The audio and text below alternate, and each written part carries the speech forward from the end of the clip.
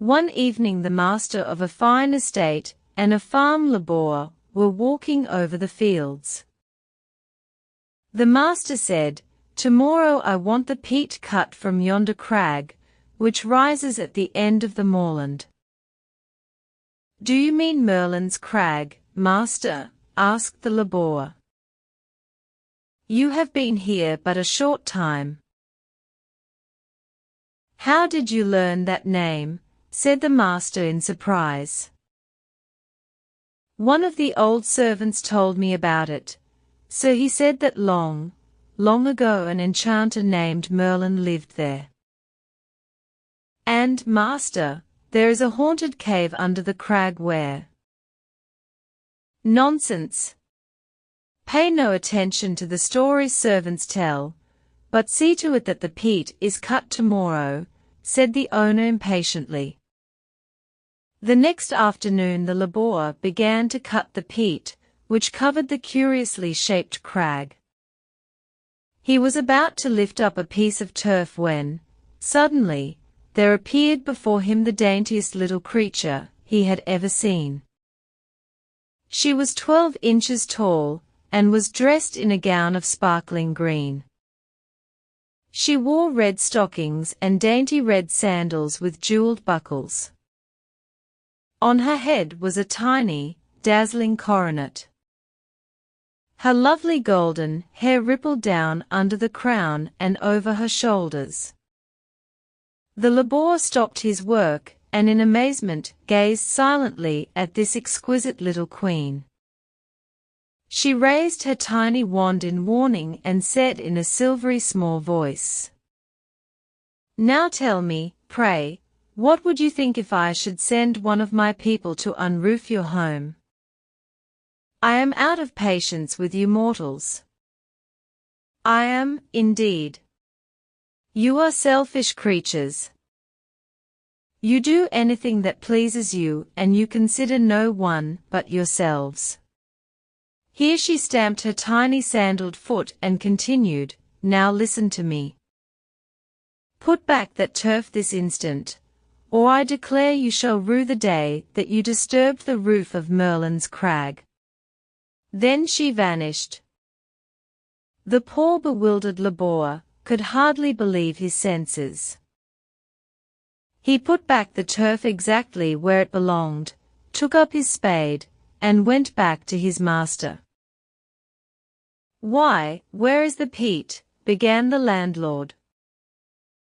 "Oh, master," said the poor man, "the fairies live in Merlin's Crag. I have seen the queen, and she warned me not to take the turf from the top. May I cut the peat from the other side of the moor?" "What do you mean? I believe your senses are wandering, or you would not say such stupid things," replied the master. "Go back immediately and cut all the peat from Merlin's Crag. Even if the old wizard himself appears, you must do as I command." The poor labourer was obliged to obey, so he went back to the crag and cut the peat.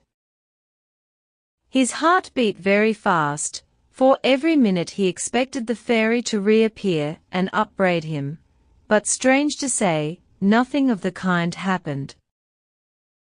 Exactly 1 year from the day when the peat was cut from the top of Merlin's Crag, the labourer started on his way home across the fields. The master had given him a present of a can of milk and some cheese for his wife and children, so he whistled a merry tune as he hurried along. In the distance he noticed the queerly shaped outline of Merlin's Crag against a pale amber sky, and his thoughts wandered back to the day 1 year ago. How strange that he had never again seen the exquisite little fairy. What a funny threat she had made. As he drew near the crag, he began to feel strangely tired. He seemed to drag his leaden feet, and his eyelids grew heavier and heavier. "I must rest a bit," he thought. How long the road seems this evening."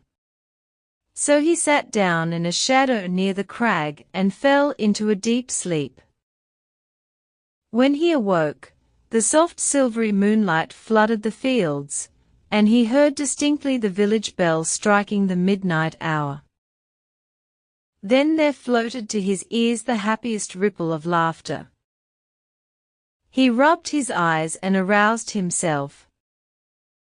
He heard a sweet, small voice singing, "Come, follow, follow me, ye fairy elves that be, which circle on the green. Come follow Mab, your queen. Hand in hand, let's dance around, for the place is fairy ground." And a fairy chorus answered, "O'er tops of dewy grass, so nimbly do we pass, the young and tender stalk ne'er bends when we do walk, yet in the morning may be seen, where we the night before have been." Ringed about him was a host of dainty fairies singing and dancing, and laughing and pointing wee elfin fingers at him, as if he were the funniest object in the whole world. What could it all mean? He determined to break through their circle and make for home, but, when he rose and tried to walk away, the magic green ring and the dancing fairies accompanied him and held him prisoner. How the wee folks enjoyed his dilemma!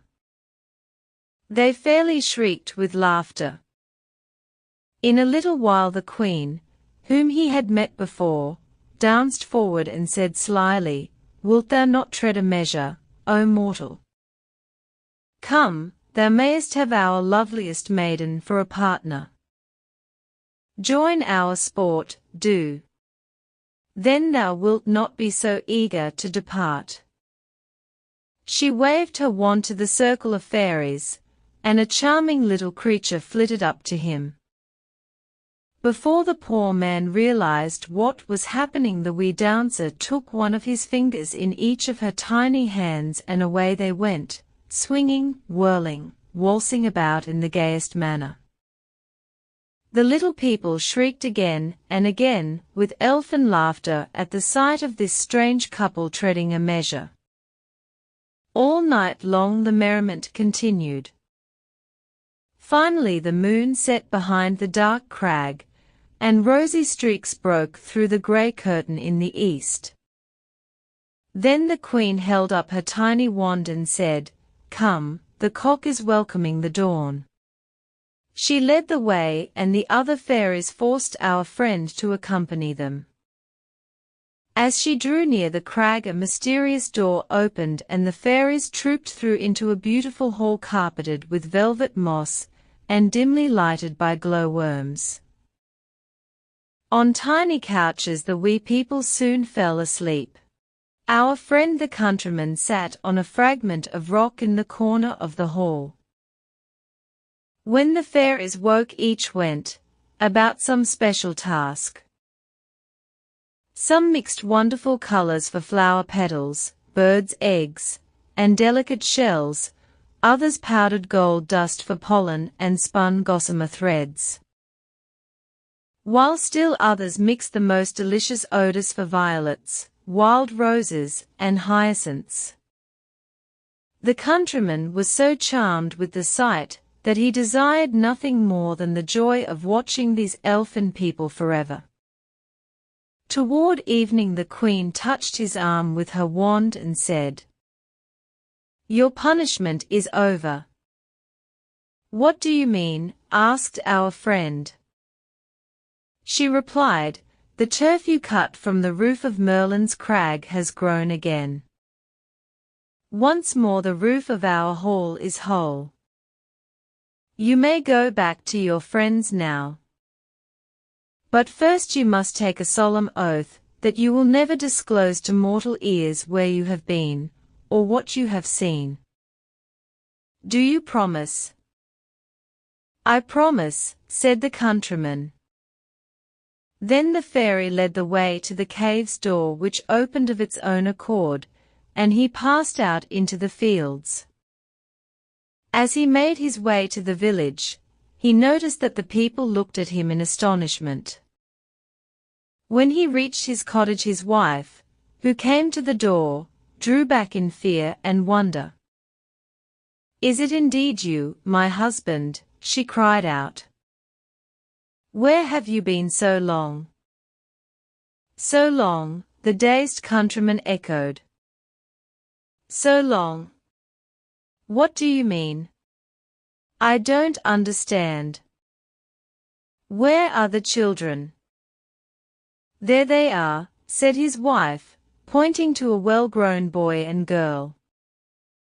"You have been gone from us 7 years. No wonder you do not know us." "7 years," he exclaimed. "7 years, do you say? Let me think."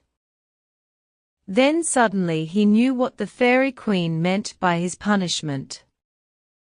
He had been imprisoned 7 long years by the wee folk of Fairyland. He was besieged with questions when the village people learned about his return, but he shook his head and said nothing. He never explained the mystery of his long absence, but many noticed that there was one name which always made him hasten to change the subject, and that name was Merlin's Crag.